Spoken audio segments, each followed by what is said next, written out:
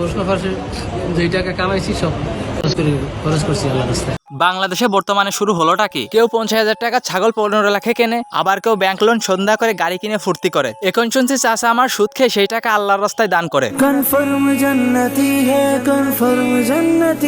আজাইরা বক বক না করি গুরু, সোজা ভিডিও করি শুরু। সারা বাংলাদেশ এখন উত্তাল কোঠা বিরোধী আন্দোলনে। আর এদিকে আবেদ আলী চাচা ব্যস্ত ঘুষের টাকায় মসজিদ নির্মাণে। আবেদ আলী চাচার চরিত্র ফুলের মতো পবিত্র। আবেদ আলী চাচাকে প্রথম কেউ দেখলে বলতে বাধ্য হবে ইনি তো সাক্ষাৎ আল্লাহর ওলি। গাড়িতে, সমুদ্রে, পার্কে যেখানেই যাক তিনি নামাজ পড়বে। এরপর তিনি নামাজের ছবি তুলে সেটাকে ফেসবুকে আপলোড করে নিজেকে সত্যবাদী ধার্মিক প্রমাণ করার চেষ্টা করে। এসব কিছু করার একটাই মানে, পাবলিক যেন মনে করে ইনিই সৎযোগ্য ব্যক্তি।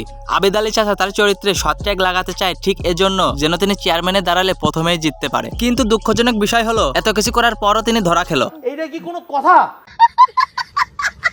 ইনি ধর্মকে পুঁজি করে লাখ টাকা করেছে চুরি। এখন চাচা যখন পুলিশের হাতে ধরা পড়েছে তখন বলছে সব টাকা আল্লাহর রাস্তায় দান করেছে।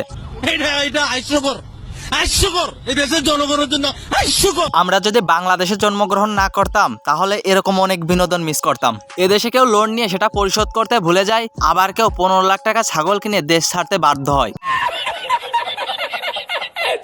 আর এদিকে আবেদ আলী চাচা লাল সালু উপন্যাসের কাল্পনিক চরিত্র, বাস্তবের রূপদাতা। লাল সালু উপন্যাসের মজিদ যেমন ধর্মকে পুঁজি করে প্রচুর সম্পদের মালিক হয়েছিল, তেমনি আবেদ আলী চাচা নিজের অপকর্মকে ঢাকার জন্য ভালো মানুষের মুখোশ পড়েছিল। আবেদ আলী চাচা একটা ঐতিহাসিক কাজ করলো, সেটা হলো কাল্পনিক চরিত্রকে বাস্তবে রূপ দিল। সেটার জন্য আমরা তাকে নোবেল না দিয়ে তার পিছনে বাঁশ দেওয়ার জন্য উঠে পড়ে লাগলাম। আমাদের এই সমাজে আবেদ আলী চাচার মতো আরো অনেকে আছে যারা ঘুষ খেয়ে সমাজের পরিবেশটাকে নষ্ট করছে। এজন্যই তো আবেদ আলী চাচা গাড়ি চালক থেকে হয়েছে লাখপতি। নিঃসন্দেহে তুই ঠিক কথা বলেছিস।